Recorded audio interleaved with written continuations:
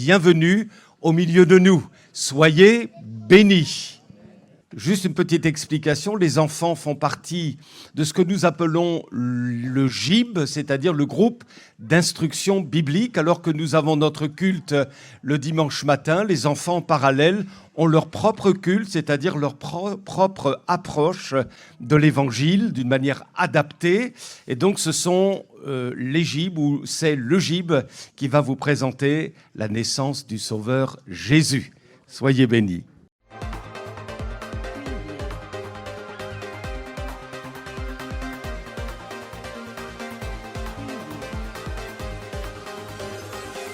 Bonjour à toutes et à tous, nous sommes très heureux de vous retrouver dans cette toute première édition de notre journal du GIB en cette période de Noël.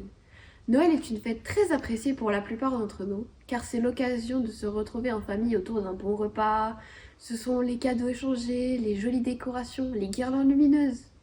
Mais Noël, c'est avant tout la célébration de la naissance de Jésus, le Sauveur du monde. Nous vous invitons à vous replonger dans le récit de cette naissance très spéciale au travers de cette reconstitution mimée par les enfants des maternelles et du primaire.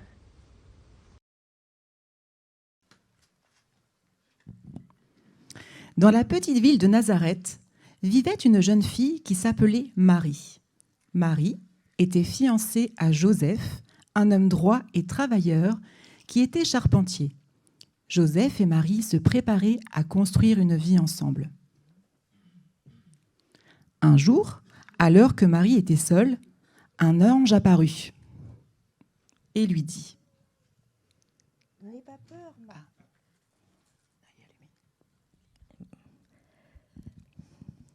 N'aie pas peur, Marie, car tu as trouvé grâce devant Dieu. Tu deviendras enceinte et tu enfanteras un fils. Tu lui donneras le nom de Jésus.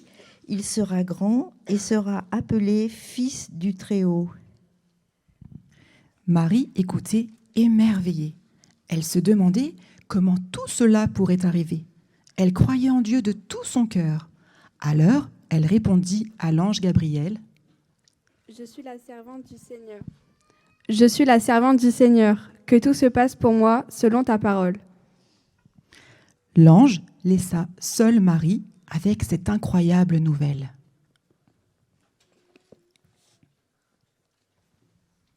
Quand Joseph apprit que Marie était enceinte et de quelle manière cela était arrivé, Joseph fut très surpris. Il était aussi troublé et inquiet. Il se demandait comment cette histoire étrange pouvait être vraie. Alors, il décida de quitter Marie secrètement.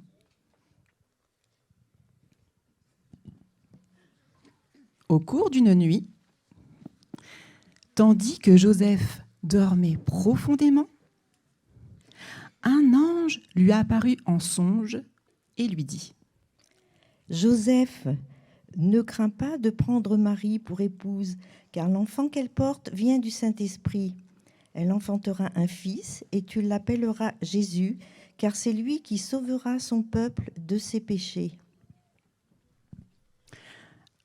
À son réveil, Joseph se sentit rassuré.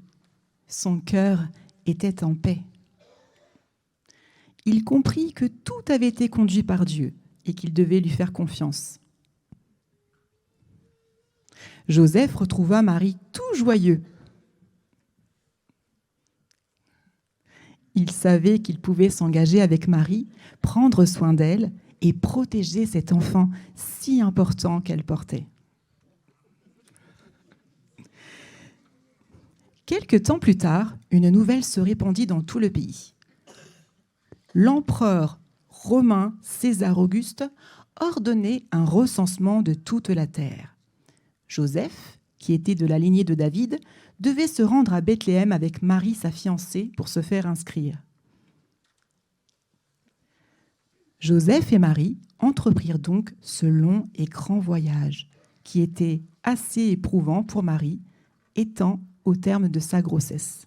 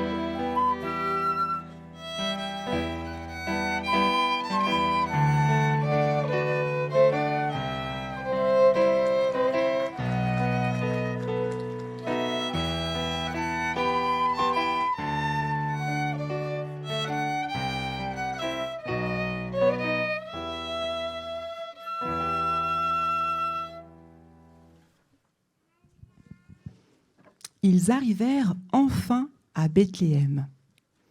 La petite ville était pleine de voyageurs venus de partout se faire recenser. Et quand Joseph et Marie commencèrent à chercher une auberge où se reposer, à chaque porte, on leur répéta la même chose. Désolé, mais il n'y a plus de place.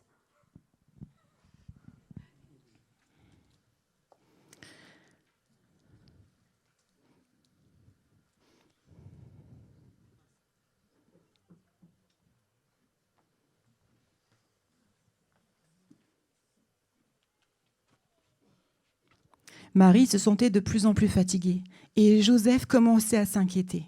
Finalement, un aubergiste, voyant que le mari était sur le point d'accoucher, leur proposa une humble étable où les animaux étaient habituellement gardés pour la nuit. Ça n'était pas une chambre d'auberge, mais c'était le seul endroit disponible.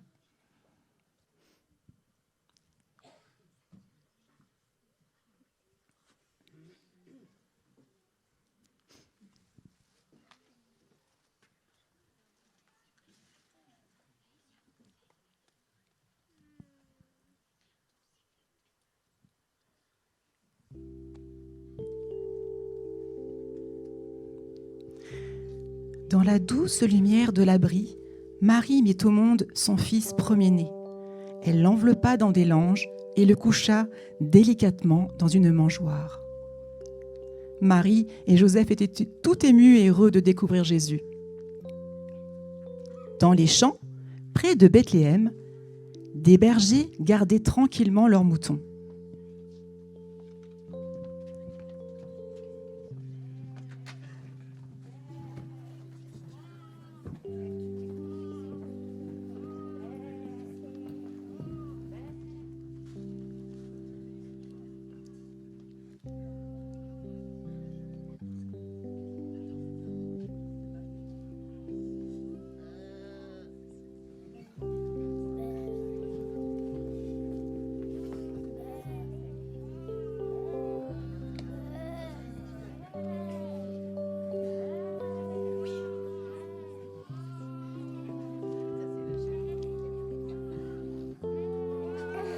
Quand soudain, un ange du Seigneur leur apparut. Les bergers furent saisis d'une grande frayeur. Mais l'ange leur dit : « N'ayez pas peur, car je vous annonce une bonne nouvelle, qui sera pour tout le peuple le sujet d'une très grande joie. Aujourd'hui, dans la ville de David, il vous est né un sauveur, qui est le Christ, le Seigneur. Et voici comment vous le reconnaîtrez. Vous trouverez un enfant emmailloté et couché dans une crèche. »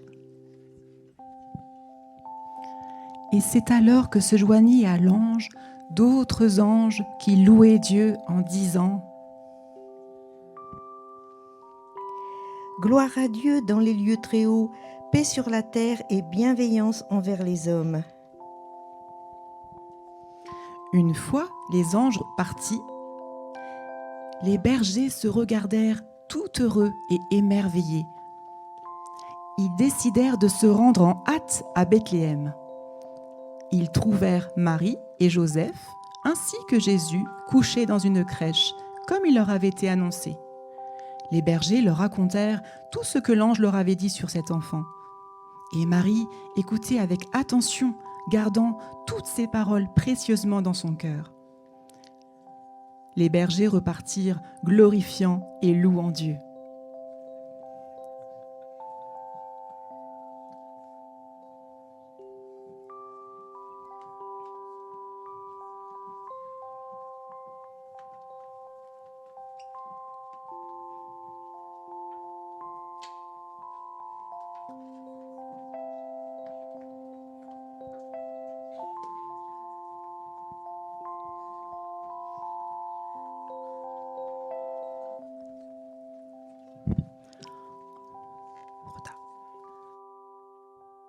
En Orient, 3 mages qui étaient des savants, des astronomes, observèrent une nouvelle étoile particulièrement éclatante qui avait fait son apparition dans le ciel.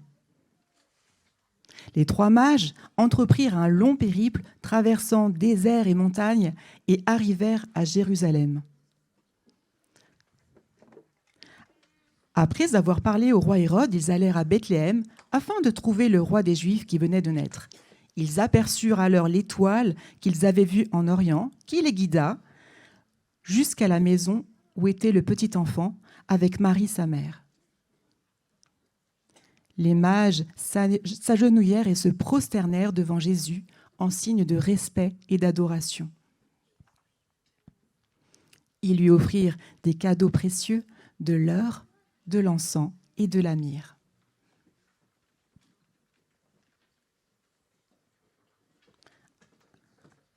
Après avoir rendu leur hommage à Jésus, ils repartirent le cœur rempli d'une très grande joie.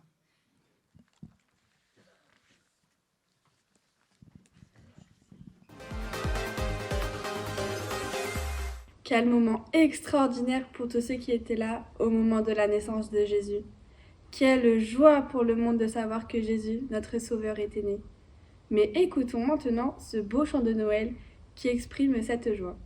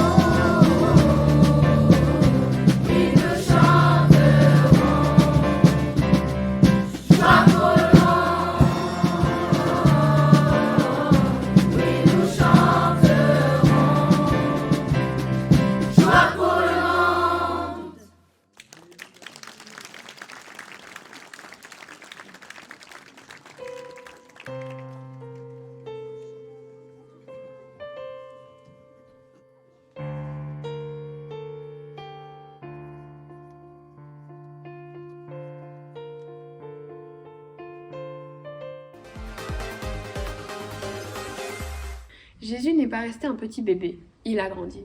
Nos reporters vont d'ailleurs nous dire ce qu'il s'est passé pour lui par la suite. Merci ma chère présentatrice Emma. Je vais pouvoir vous présenter un petit peu le début de la vie de Jésus. C'est vrai qu'il grandit en sagesse, en taille et en grâce devant Dieu et devant les hommes. À l'âge de 12 ans, Jésus va écouter et interroger les maîtres du temple à Jérusalem qui vont être étonnés de son intelligence et de ses réponses. À 30 ans, Jésus est baptisé par Jean-Baptiste. Au moment de sortir de l'eau, l'Esprit de Dieu descend sur Jésus et une voix des cieux fait entendre ces paroles « Celui-ci est mon Fils bien-aimé, en qui j'ai mis toute mon affection ». Un peu plus tard, Jean-Baptiste dira aussi en parlant de Jésus « Voici l'agneau de Dieu qui enlève les péchés du monde ». Je vais désormais laisser la parole à ma collègue reporter pour vous présenter un petit peu le ministère de Jésus. Merci, chers collègues. Commence alors le ministère de Jésus. Entouré de 12 disciples, issus de milieux divers, Jésus accomplit des miracles stupéfiants. Il guérit les malades, redonne la vue aux aveugles, marche sur l'eau, calme la tempête, change l'eau en vin et même ressuscite les morts. Ses paroles pleines de sagesse appellent à l'amour, au pardon et à la foi. Il enseigne à travers des paraboles, des histoires simples révélant des vérités profondes, rendant l'invisible accessible à tous. Jésus va dire « Je suis le chemin, la vérité et la vie. Nul ne vient au Père que par moi. » À l'âge de 33 ans, Jésus est arrêté sous de faux prétextes et il est condamné à mourir sur une croix. C'est la stupeur et beaucoup de chagrin pour tous ceux qui aiment et suivent Jésus. Pourtant, Jésus avait annoncé sa mort à ses disciples et sa résurrection 3 jours plus tard.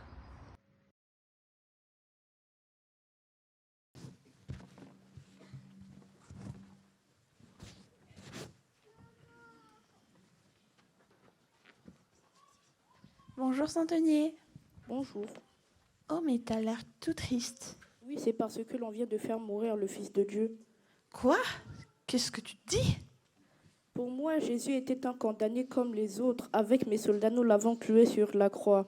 Certains se sont moqués de lui et l'ont même insulté. Mais malgré ses souffrances, je l'ai entendu dire « Père, pardonne-leur car ils ne savent ce qu'ils font. » Puis il a dit à un brigand repentant sur une autre croix « Aujourd'hui, tu seras avec moi au paradis. » Et quand j'ai vu mourir Jésus, la terre s'est mise à trembler et la nuit est venue alors qu'il faisait jour. C'est là que j'ai compris que Jésus était vraiment le Fils de Dieu.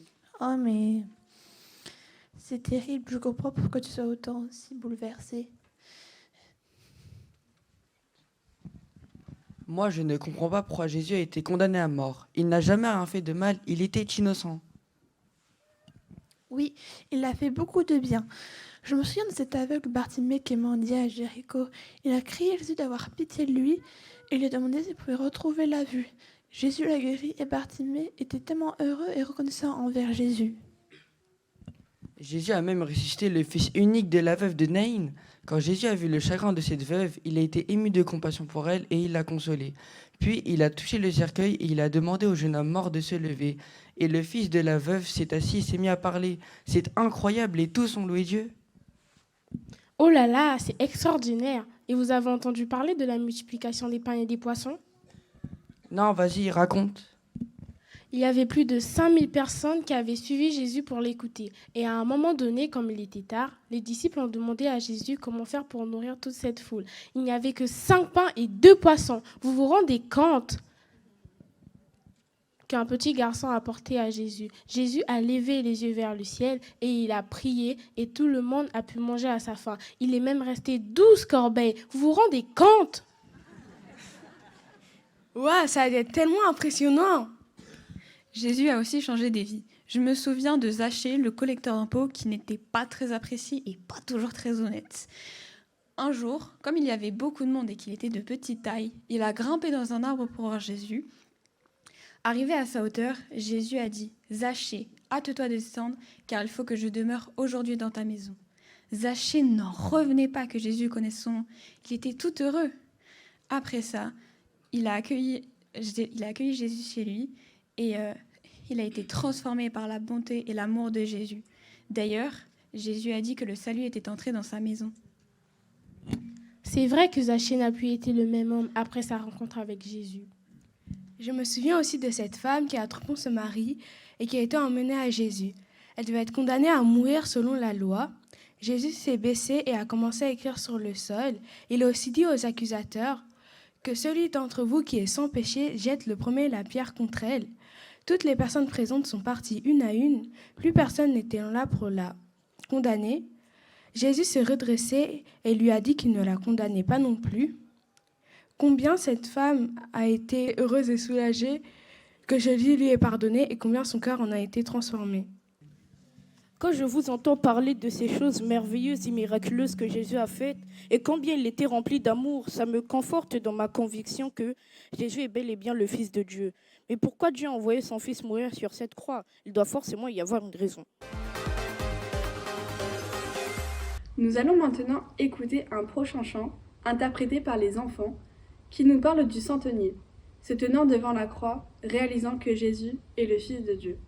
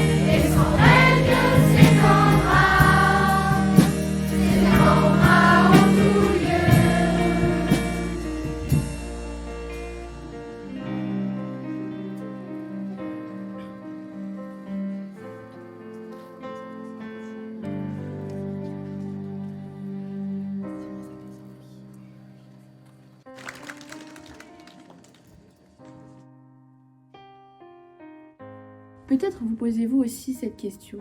Pourquoi Jésus, le Fils de Dieu, est-il mort sur cette croix? Et que s'est-il passé ensuite? Ce à quoi notre intervenante va nous apporter des réponses.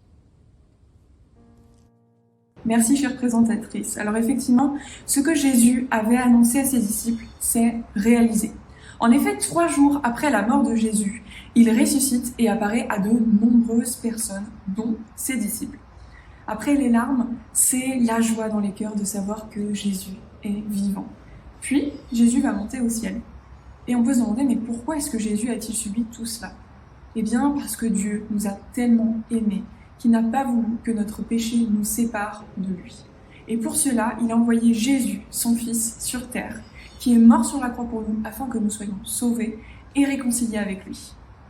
Dans Jean 5, au verset 24, Jésus déclare « Celui qui écoute ma parole et qui croit à celui qui m'a envoyé a la vie éternelle et ne vient point en jugement, mais il est passé de la mort à la vie. » Merci pour ces explications. Je vous propose de découvrir, dès à présent, cette prochaine scénette avec les ados afin de mieux comprendre comment Jésus nous sauve.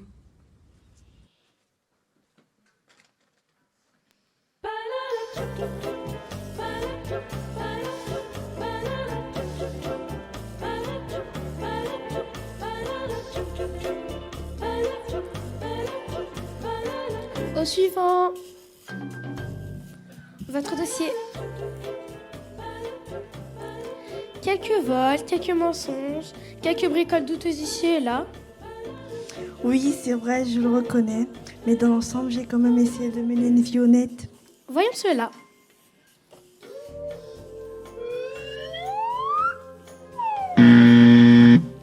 C'est insuffisant. Par ici, s'il vous plaît.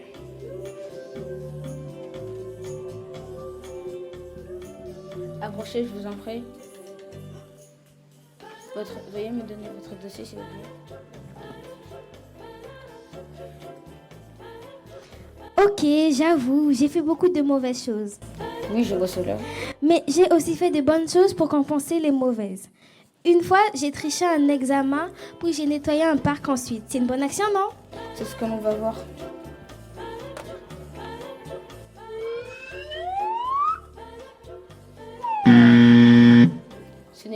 Ce n'est pas suffisant. Par ici, s'il vous plaît. Au suivant. Merci de me donner votre dossier. Plutôt impressionnant. Et oui, j'ai consacré toute ma vie à rendre notre monde meilleur. J'ai creusé des puits dans des régions désertiques pour aider les populations. J'ai fait de nombreux dons à des associations caritatives. Et j'ai donné mon sang tous les mois. J'aurais voulu en faire plus encore. Mais vous étiez abonné à ceci. Oui, mais je le regardais à peine. C'est ce que l'on va voir.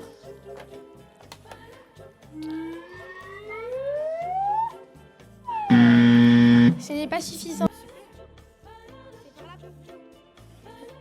Mais je le regardais à peine. Là, franchement, je comprends rien.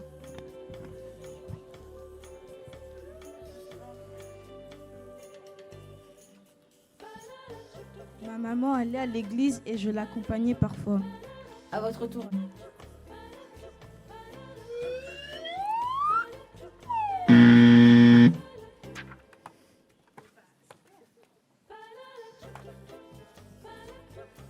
Au suivant.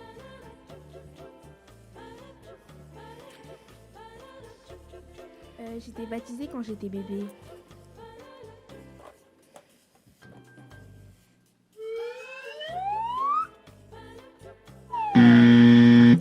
C'est insuffisant.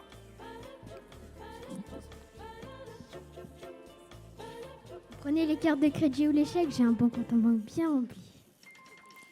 Non merci, allez-y.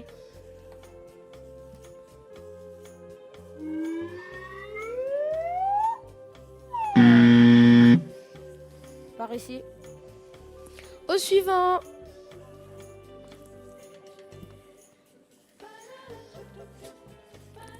Ouh, il est un peu lourd, dis donc. Bon, finissons-en vite.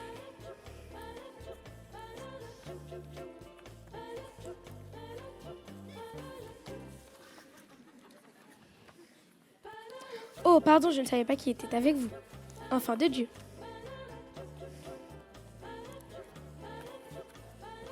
Allez-y. Non, pas vous. Lui.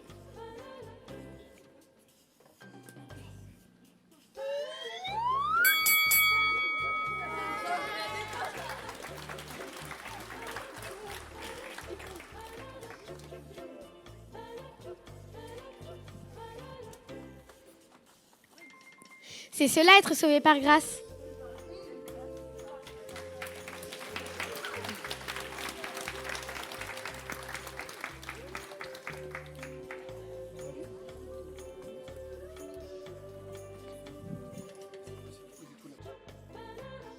Nous allons avoir le plaisir d'écouter le groupe de jeunes ados, encadré par Naomi, qui va interpréter Sola Gratia, Seule la grâce, avant d'apporter des explications complémentaires à la scénette.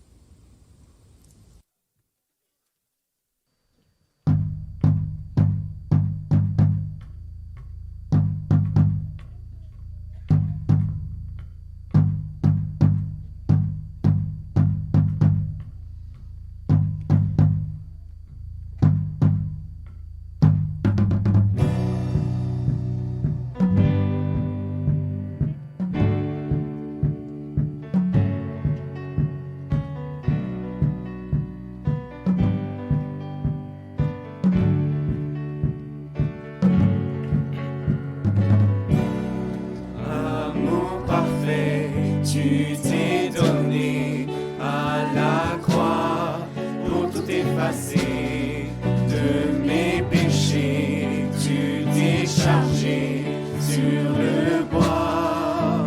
C'est par ta grâce seule que je suis pardonné.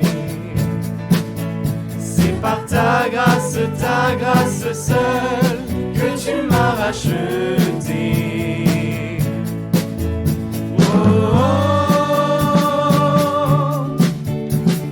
Merci pour la croix, ton amour pour moi. La grâce ne faillit pas.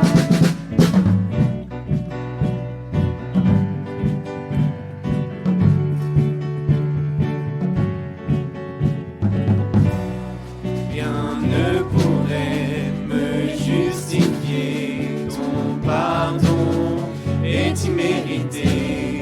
Tous mes efforts ne suffiraient à me sauver. C'est par ta grâce seule que je suis pardonné. C'est par ta grâce seule que tu m'as racheté.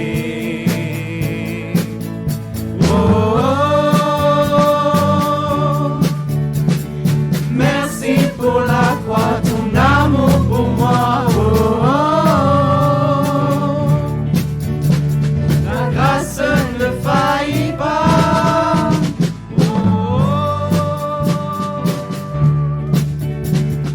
Merci pour la croix, ton amour pour moi. La grâce ne faillit pas. Ta grâce justifie, ta grâce m'affranchit, ta grâce purifie, ta grâce m'offre la vie, ta grâce m'a sauvé, ta grâce a pardonné, ta grâce m'a comblé, ta grâce m'a libéré, ta grâce justifie, ta grâce m'affranchit, ta grâce purifie, ta grâce m'offre la vie, ta grâce m'a sauvé, ta grâce a pardonné, ta grâce m'a comblé, ta grâce m'a libéré, ta grâce justifie, ta grâce m'affranchit, ta grâce purifie, ta grâce m'offre la vie, ta grâce m'a sauvé, ta grâce a pardonné, ta grâce m'a comblé, ta grâce m'a libéré.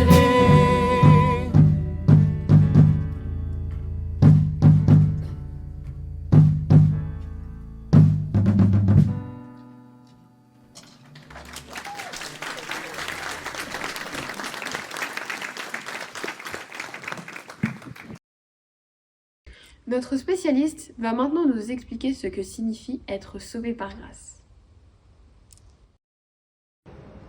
Merci Emma.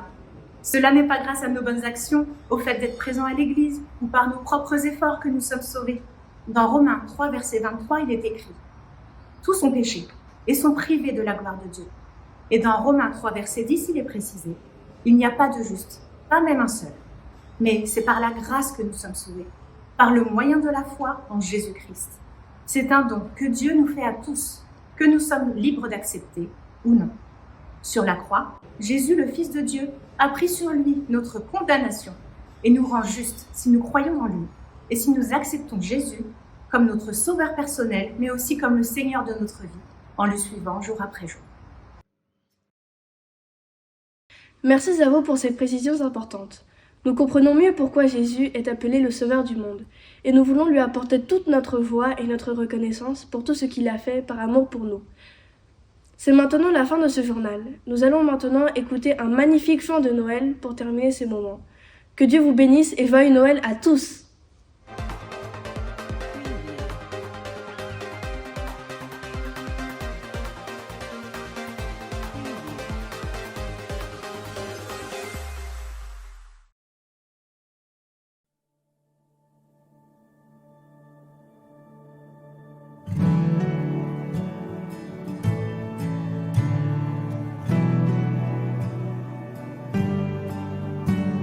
Joie dans le ciel, paix sur la terre, un sauveur nous est né. Dans une crèche à Bethléem, un fils nous est donné.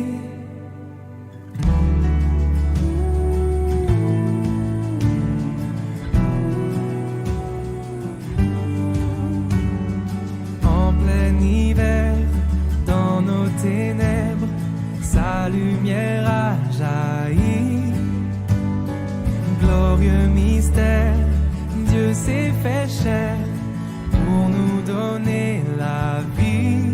Voici Noël, trouvons l'espoir dans ses yeux. Voici Noël, oh quel présent merveilleux.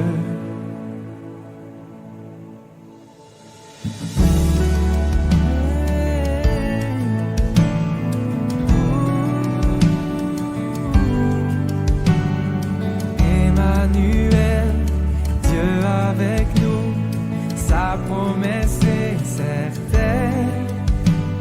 Sauveur fidèle, Seigneur de tout, sa gloire est sans pareil. Voici Noël, trouvons l'espoir dans ses yeux. Voici Noël, oh quel présent merveilleux.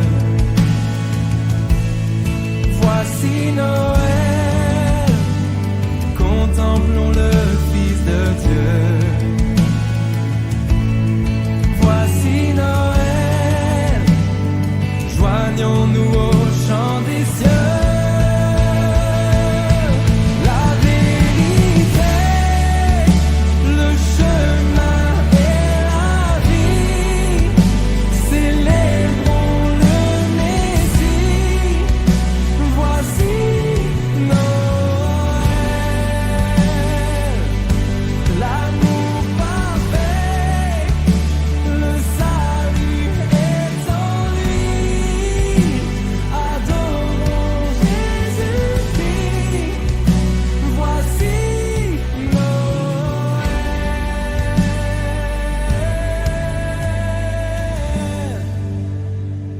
Trouvons l'espoir dans ses yeux. Voici Noël, oh quel présent merveilleux.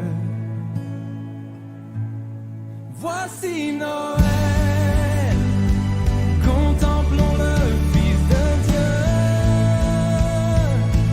Voici Noël, joignons-nous au chant des cieux. La vérité, le chemin et la vie, célébrons le Messie.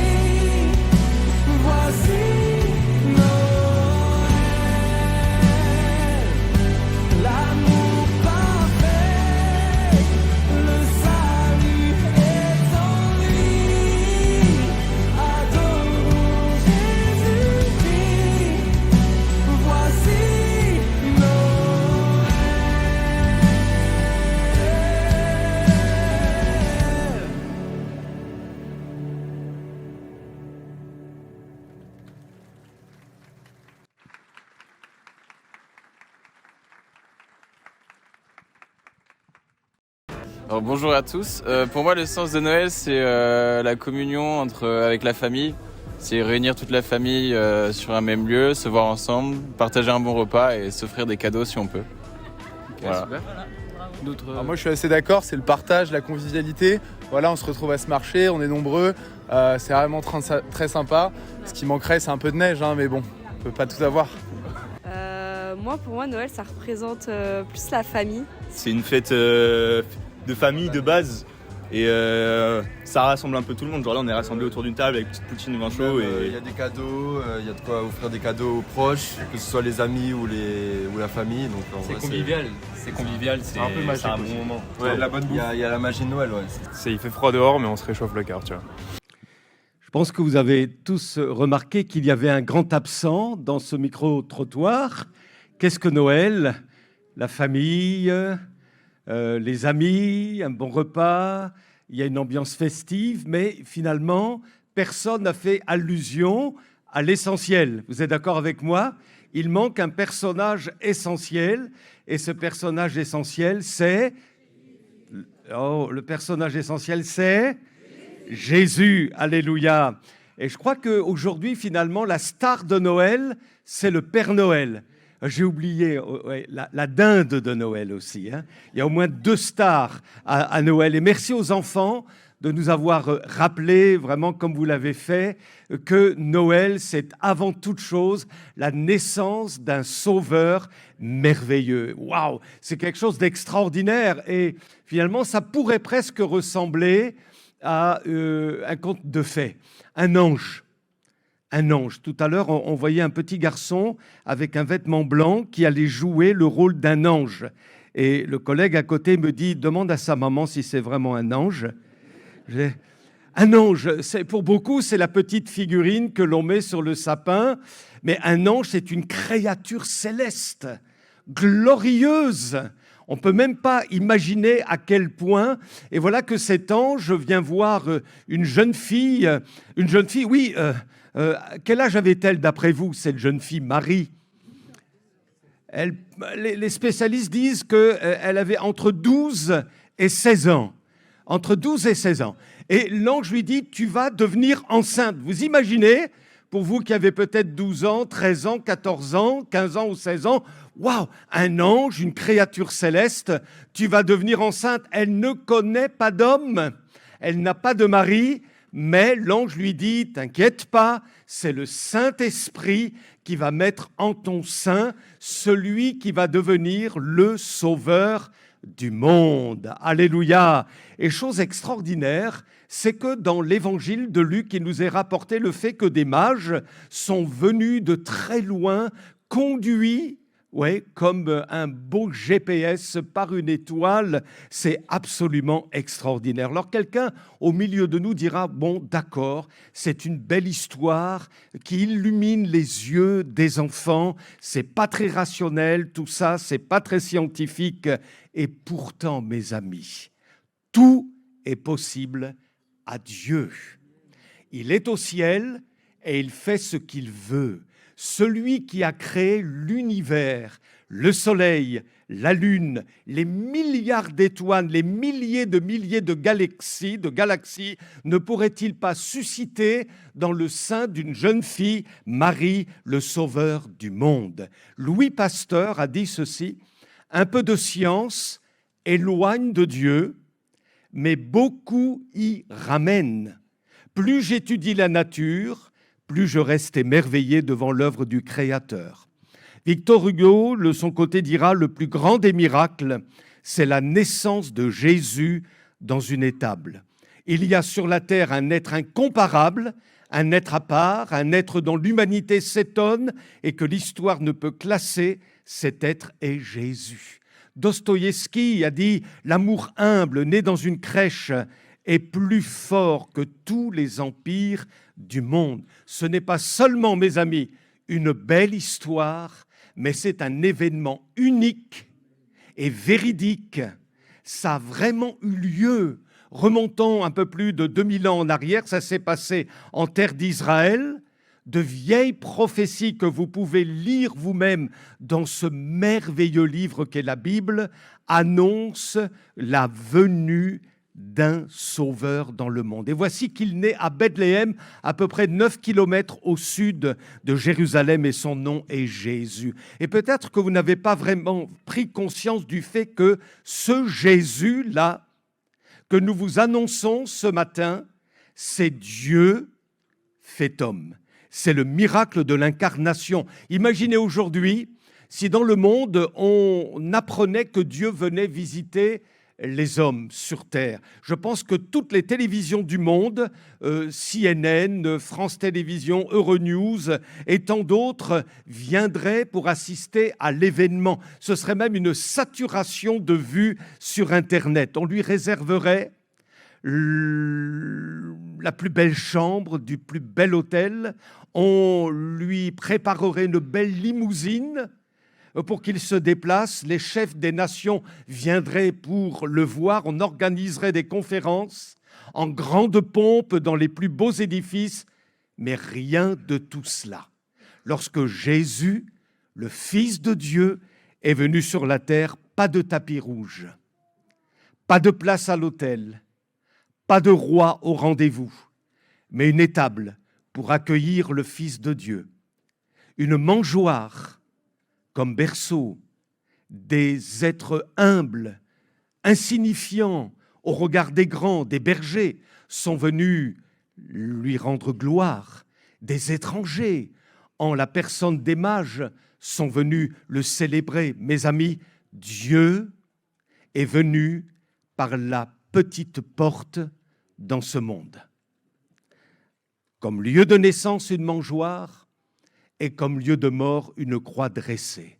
Et pourtant, c'est Dieu lui-même qui est venu en la personne de Jésus. Pourquoi est-il venu? Parce que nous sommes gentils, parce que nous sommes des gens aimables, bien éduqués, parce qu'il n'y a aucun problème dans l'humanité. Jésus est venu parce que le monde est enchaîné.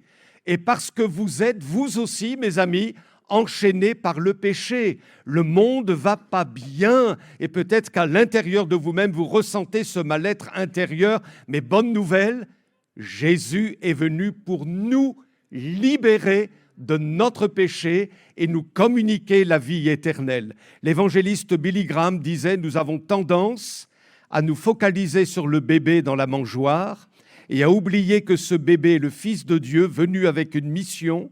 Nous l'avons emballé dans du papier cadeau et des lumières scintillantes et nous avons perdu de vue la réalité stupéfiante de l'incarnation. L'étable de Bethléem mène au calvaire.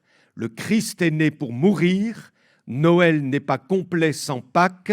La crèche et la croix sont inséparables dans le plan divin de la rédemption. Jésus est né pour mourir, pour toi. Quel que soit ton âge, ta race, ton éducation, tes œuvres, qui que tu sois, qui que nous soyons, Jésus est né dans le monde avec la mission de venir mourir sur une croix, porter notre propre condamnation à notre place parce que nous ne pouvions, par nos mérites, par notre religion, par être justes devant Dieu. Nous sommes tous condamnés par notre péché, dit la parole de Dieu, mais Christ est venu comme notre justice. Et qu'est-ce qui s'est passé sur la croix? Il a porté notre propre condamnation à notre place, de telle sorte que si nous plaçons notre confiance en lui, eh bien, il nous transmet sa justice parfaite. Et ainsi, lorsque nous comparaîtrons devant Dieu le Père, nous serons justes à ses yeux, parce que revêtus de son Fils bien-aimé et parfait, Jésus. Alléluia. As-tu reçu cette certitude? As-tu reçu cette bonne nouvelle? Est-ce que ta chaîne a été explosée par la puissance de l'œuvre de la croix? Cette réponse seule t'appartient. Alors je conclus en disant, le cadeau de Noël le plus précieux n'est pas celui que tu trouveras sous le sapin, mais c'est celui que Dieu a offert dans une crèche, Jésus-Christ, le Fils du monde, le Fils de Dieu venu sauver le monde. L'Évangile dit, Dieu a tant aimé, toi, moi, il a tant aimé le monde qu'il a donné son Fils unique afin que quiconque, toi, moi, croit en lui, ne périsse pas, mais qu'il ait la vie éternelle. Soyez bénis.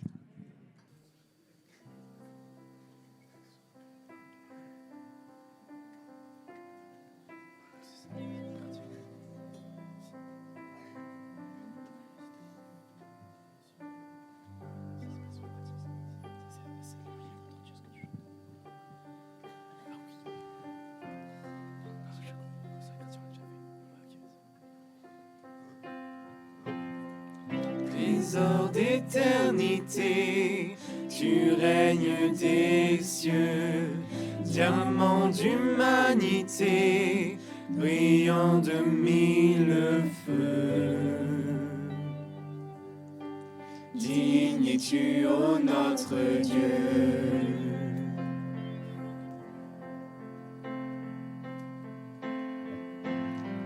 Majesté infinie, beauté sans égale, son éclat resplendit comme 1 million d'étoiles. Digne es-tu, ô notre Dieu.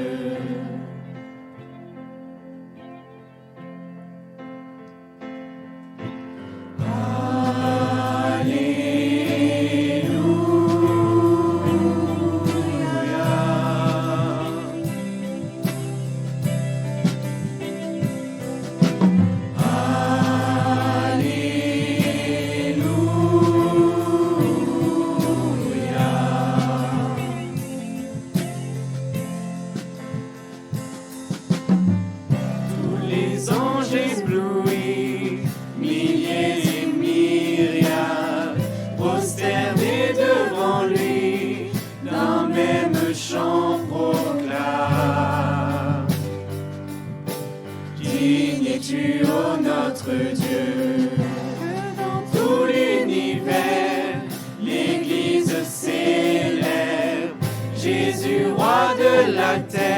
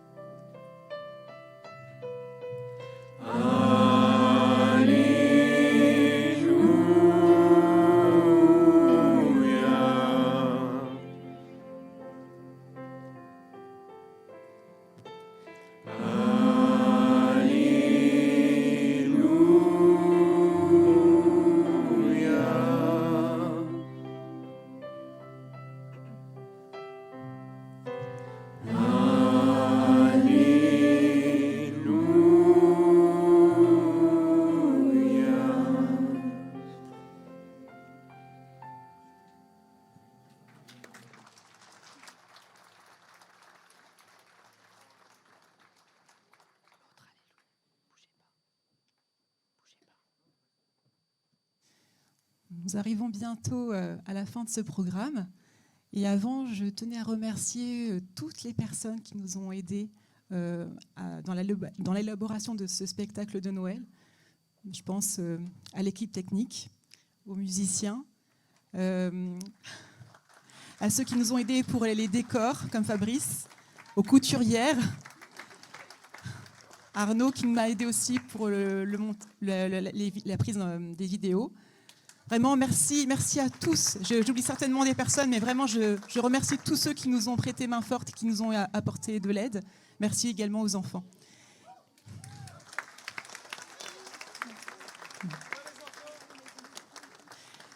Donc, les ados jeunes vont interpréter un dernier chant. Et durant ce chant, il va y avoir la distribution des friandises aux enfants, mais aussi aux enfants qui sont également présents. Voilà, donc je leur laisse toute la place.